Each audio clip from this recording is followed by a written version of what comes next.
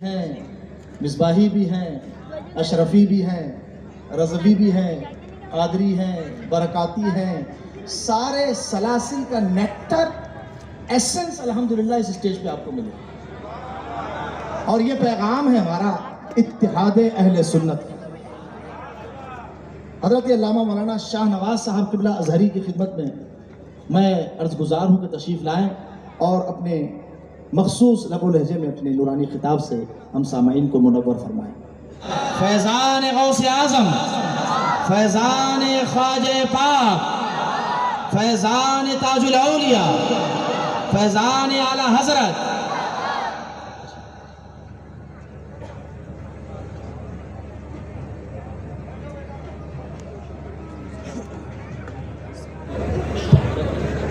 السلام علیکم ورحمۃ اللہ وبرکاتہ. الحمدللہ رب العالمین والصلاة والسلام علی سید المرسلین. قال اللہ تعالی فی القرآن المجید ان اللہ وملائکتہ یصلون علی النبی یا ایہا الذین آمنوا صلوا علیہ وسلموا تسلیما. اللہم صلی علی محمد وعلی آلہ واصحابہ واولادہ وازواجہ وذریاتہ واہل بیتہ واصحابہ وانصارہ واشیائہ ومحبہ وامتہ وعلینا معہم اجمعین یا ارحم الراحمین. قال اللہ تعالی فی القرآن المجید ان اکرمکم عند اللہ اتقاکم. ماشاءاللہ 3 روزہ عالمی سنی اجتماع آج تیسرا اور فائنل دن ہے. عوام اہل سنت یہاں حاضر ہیں اور بڑے بڑے علماء مشائخ سٹیج پہ ہیں. آپ دیکھ لیں ان کو، ان کے ناموں کو بھی یاد رکھیں، ان کی زیارت بھی کریں کہ آج کے زمانے میں یہ جاننا بہت ضروری ہے کہ کون سنی ہے،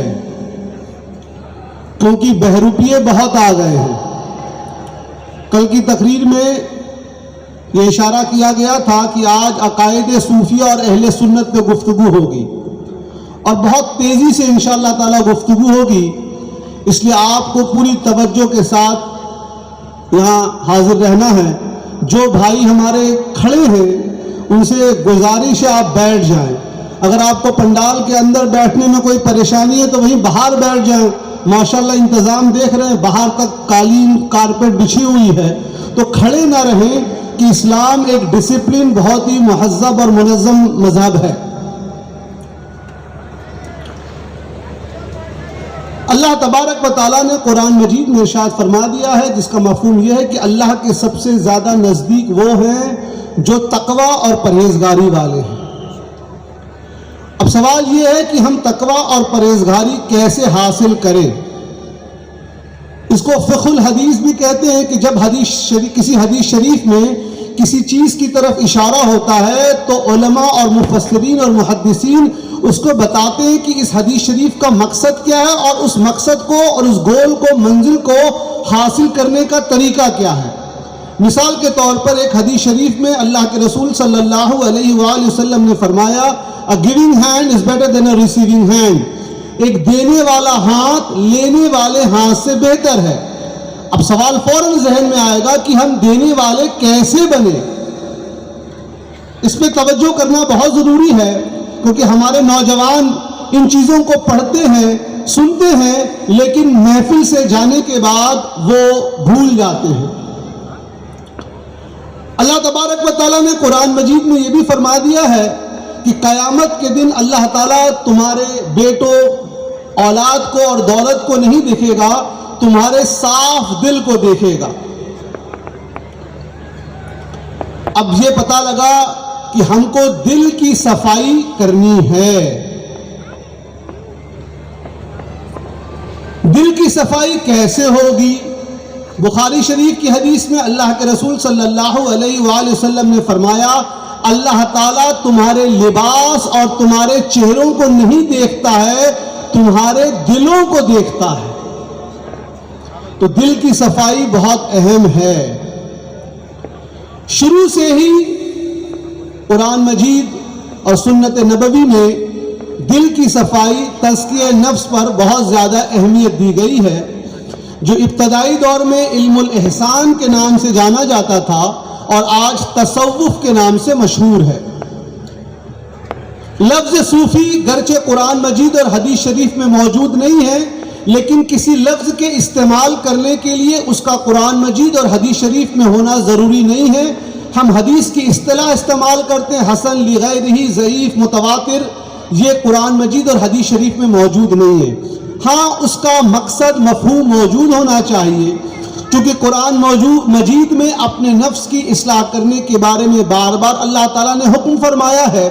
آپ کو آج کے زمانے میں کوئی ایسا شخص ملے جو کہے کہ ہم شریعت کو نہیں مانتے ہیں، ہم طریقت کو مانتے ہیں، تو یہ پہلی دلیل ہے کہ وہ شخص سچا نہیں ہے۔ کیا بات ہے؟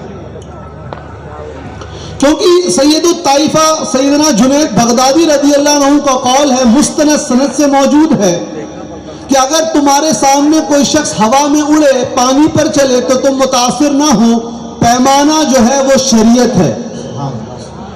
سیدنا شیخ عبد القادر جیلانی محبوب سبحانی رضی اللہ عنہ کا قول ہے کہ لوگوں کو آنکھوں، اگر ان کو معیار کو دیکھنا ہے تو وہ معیار شریعت ہے۔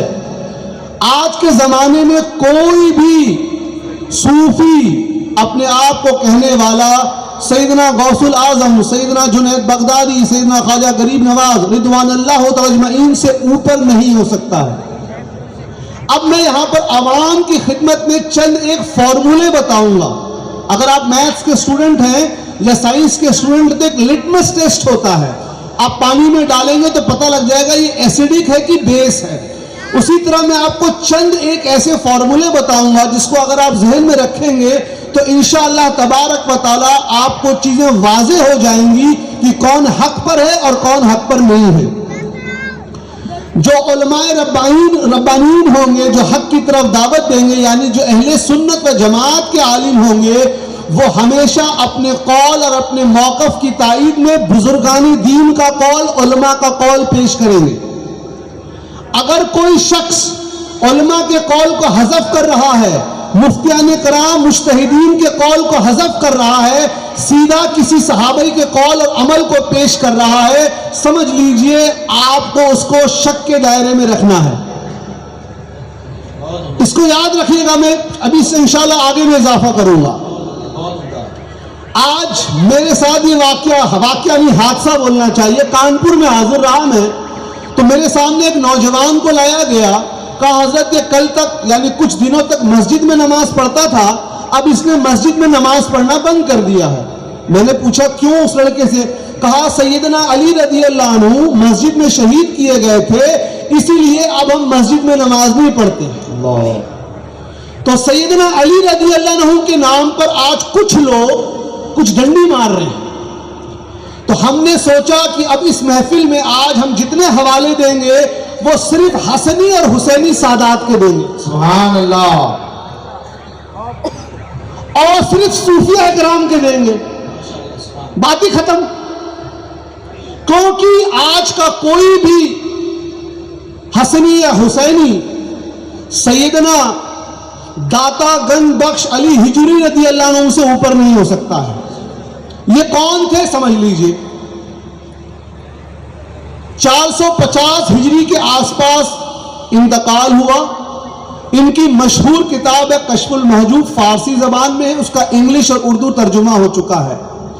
یہ اتنے بڑے بزرگ ہیں کہ سلطان الہند سیدنا خواجہ غریب نواز معین الدین چشتی رضی اللہ عنہ ہندوستان میں جب تشریف لا رہے تھے تو ان کے مزار مبارک پر بیٹھ کر مراقبہ کیا، فیض حاصل کیا، اور یہ حسنی سید ہیں، اپنے زمانے کے سب سے بڑے عالم دین اور سب سے بڑے صوفی۔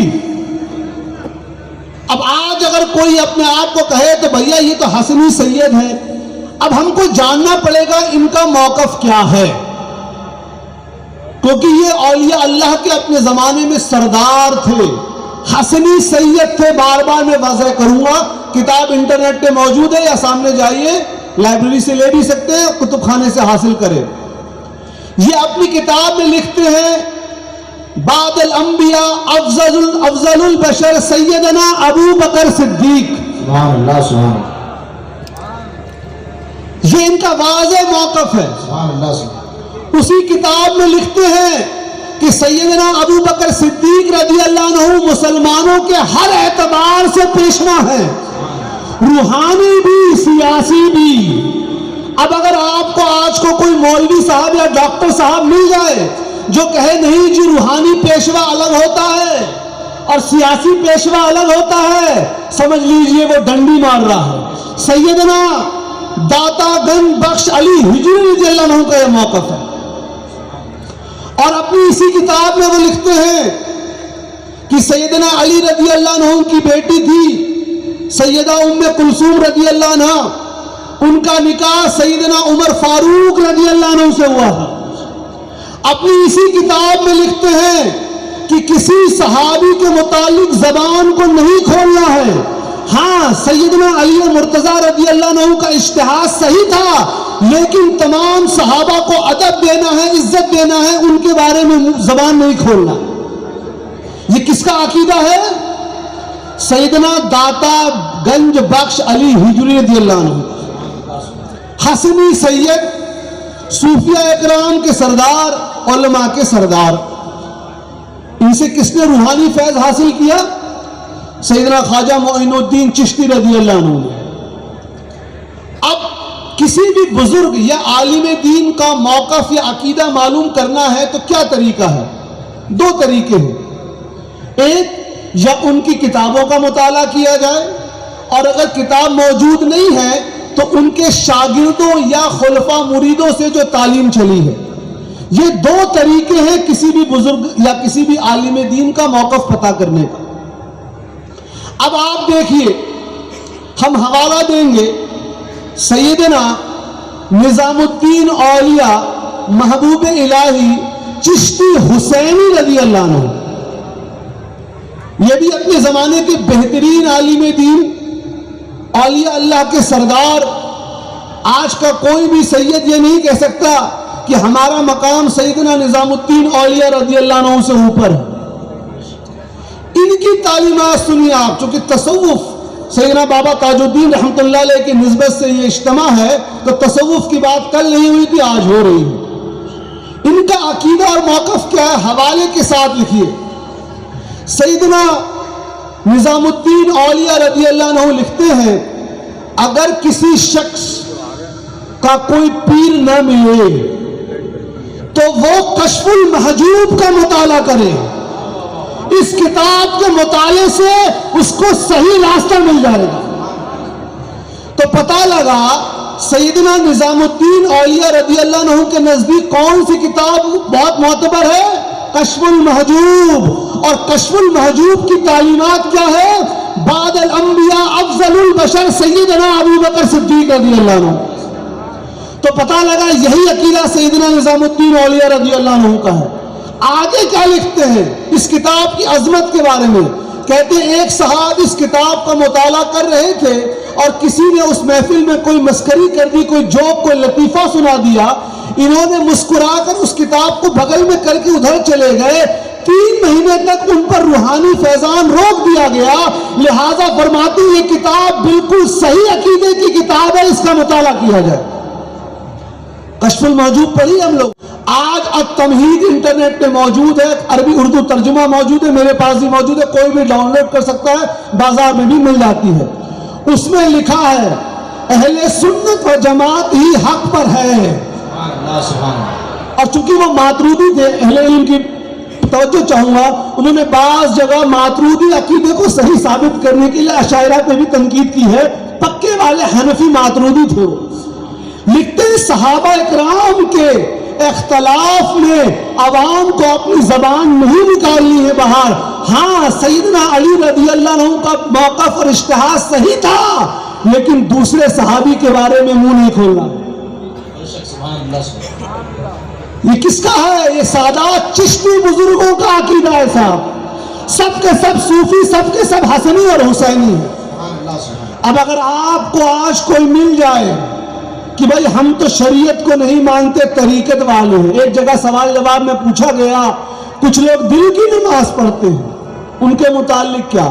میں نے کہا بالکل پڑھ سکتے ہیں، بشرطے کہ 5 وقت جسم والی بھی پڑھے. اگر آپ کو کوئی شخص کہے کہ شریعت کو چھوڑ کر آپ کو ہم اللہ تعالیٰ خود سے ملا سکتے ہیں، سمجھ لیجئے وہ آپ کو شیطان سے ملائے گا. کیونکہ سیدنا غوث العظم، سیدنا جنید بغدادی، سیدنا حسن بصری رضوان اللہ تعالیٰ اجمعین، یہ وہ بلند بزرگان دین ہیں جنہوں نے ہم کو راستہ تصوف کا بتا دیا ہے. جو مولانا، جو مقرر، جو صوفی صاحب ان بزرگوں کے قول کو پیش کرے وہ مستند ہے، جو ان کا نام نہ لے وہ ڈنڈی مار رہا ہے.